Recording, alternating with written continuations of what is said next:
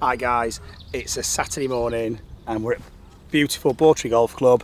Sorry about the bad throat, got a bit of a throat infection, but nevertheless thought we'd get out. The weather's far too good to miss. Course in great condition. So I'm out with George. George is behind the camera.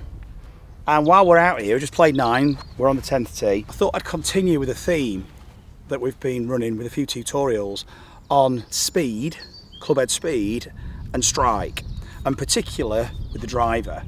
And we've been talking about how do we accelerate the club and release it late with a controlled release, maintaining balance, because it's balance that's the key. We've got to be able to balance the forces we're creating to maintain control over the geometry. And this all happens naturally, so this is nothing that we have to think about technically. Basically, we've just got to move the body in an efficient way to let this happen naturally.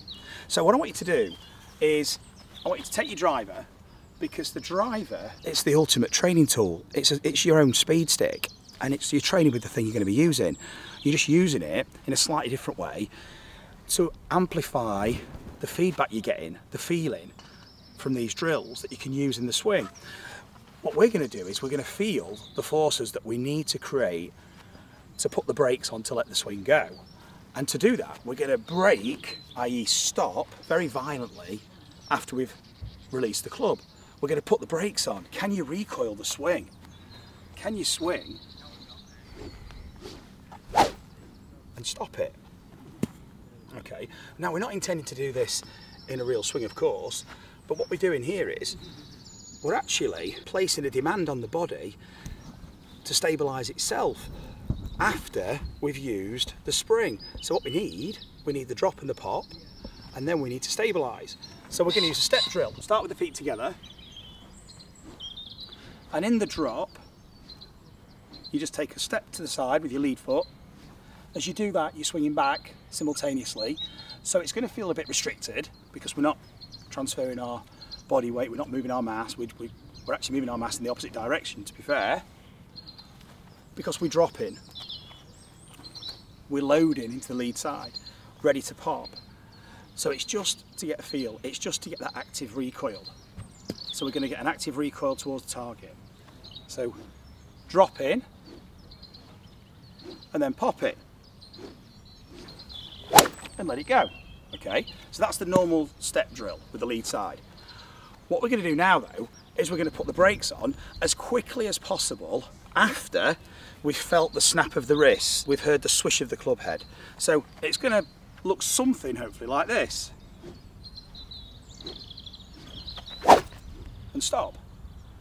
In order to do this with the club, the body's got to be able to extend, use its propulsion chain, that extends your chain, and not only is that producing the force to sequence and create that momentum for the snap release of the club, but the movement we're creating also stabilises the body. So it has a braking effect. So the vertical force is not only helping us get more power, it's helping us stabilise our body to use it.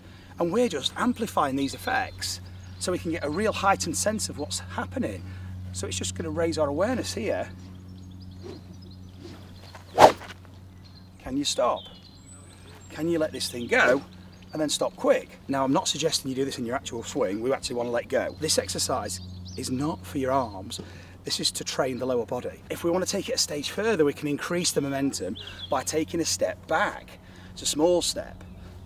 I've covered this in other tutorials, guys, so if you follow the tutorials, you'll be able to find this particular exercise for more information and detail.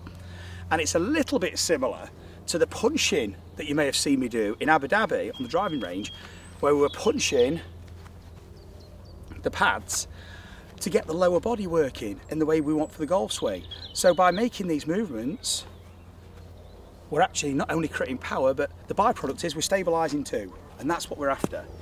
A lot of us can create power, but we can't actually use it because we can't stabilise to let it go. So now we're going to take a little step back. So as I throw the club forward, at the same time I'm going to take a tiny step, just a little tiny half step, and drop as I do it. So it's a drop and a pop to throw it back. Okay. Now we're going to introduce the exercise we've just done with the lead side, creating the full motion. So it's a drop, pop, drop, pop. Into a finish. Now we're going to take it to the final stage where we have to put the brakes on and recoil the club. Not just stopping, I want you to actually recoil it back. Change direction as quick as you can after you've released it, after you've felt the snap of the wrists. So it should look something like this. And look at what the lower body has to do. It has to put the brakes on. And then once you've felt this form here, without taking the steps now, just let the club go. So you're starting to create that same feeling, letting go of the swing into a normal finish. So you can build it up in stages, guys, and then let it go with a few shots. So we're going to have a go here, drop and pop, and let it go into a finish. See how we get on.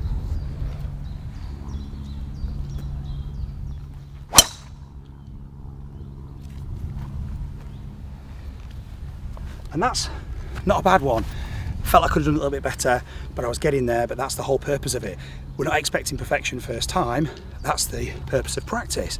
But I can start to feel the motion, and by doing the exercises I can keep regenerating that feeling, reinforcing it, and eventually it's going to become habit, and eventually you're just letting go every time, and it just happens naturally.